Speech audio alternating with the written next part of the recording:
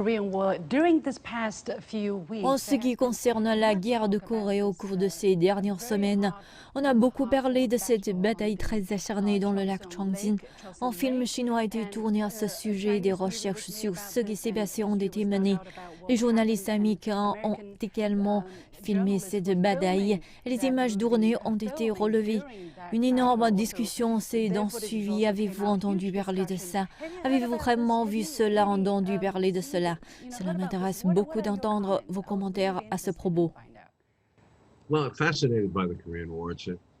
Je suis fasciné par la guerre de Corée. C'est la guerre oubliée, car il n'y avait pas beaucoup de médias à l'époque et les forces américaines contrôlaient les médias bien mieux qu'au Vietnam. C'était une guerre sanglante, ridicule et inutile, car essentiellement elle est venue de la peur du communisme. On nous a dit que Staline et les Russes étaient derrière l'invasion de la Corée du Sud. Nous y sommes allés en pensant combattre le communisme. Et puis, quand le général Douglas MacArthur s'est déplacé vers le nord, il a parlé à plusieurs reprises de bombarder la Chine. Il parlait de larguer une bombe nucléaire sur la Chine, une bombe atomique. Alors c'est à ce moment-là que les Chinois ont commencé à intervenir et qu'ils sont pleinement entrés dans la guerre. Et cette bataille dont vous parlez, elle faisait partie de l'hiver 1950-1951, lorsque les forces américaines se sont de nouveau retirées dans le sud, et ce fut une guerre sanglante. Les Chinois ont perdu beaucoup d'hommes, du moins dans cette campagne, et les Américains n'étaient pas préparés à ce genre de guerre. Et comme vous le savez, 2 ou 3 ans plus tard, la guerre s'est arrêtée avec un accord d'armistice, et nous n'en avons tiré aucune leçon. C'était juste une guerre contre le communisme et dans lequel nous avons fait la même chose qu'au Vietnam, mais en pire. À propos du meurtre de civils, c'était énorme. Tant de civils ont été tués. Les gens connaissent le Nord parce que nous l'avons nivelé. Mais ils ne connaissent pas le Sud. Nous avons également nivelé de nombreuses zones dans le Sud. Avançons rapidement jusqu'à nos jours. Le président Joe Biden, lors du retrait d'Afghanistan, a essentiellement déclaré que les États-Unis devaient arrêter les dégâts en Afghanistan pour se concentrer sur la concurrence entre grandes puissances. Et avec cela, il veut dire la Chine.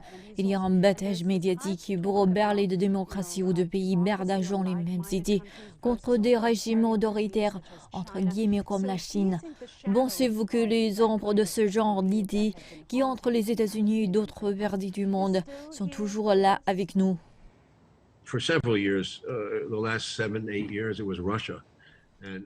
Pendant plusieurs années, les 7-8 dernières années, l'adversaire des États-Unis, c'était la Russie, et sans nul doute, les 2 dernières années de Trump, c'était la Chine.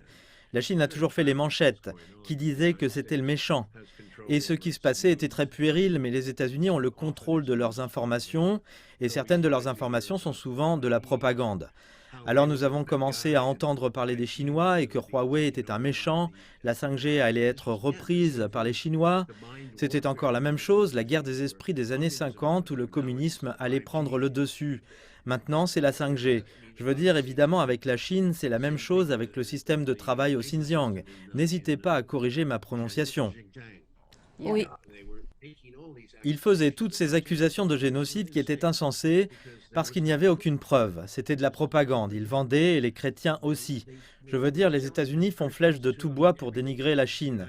Ils ont promis d'envoyer plus de troupes en Asie, ils ont armé les Australiens, ils essaient d'armer les Vietnamiens et ainsi de suite, et les Philippins. Il y a certainement un retour dans le Pacifique. Hillary Clinton en a parlé, Obama en a parlé, mais nous avons toujours été distraits par le Moyen-Orient.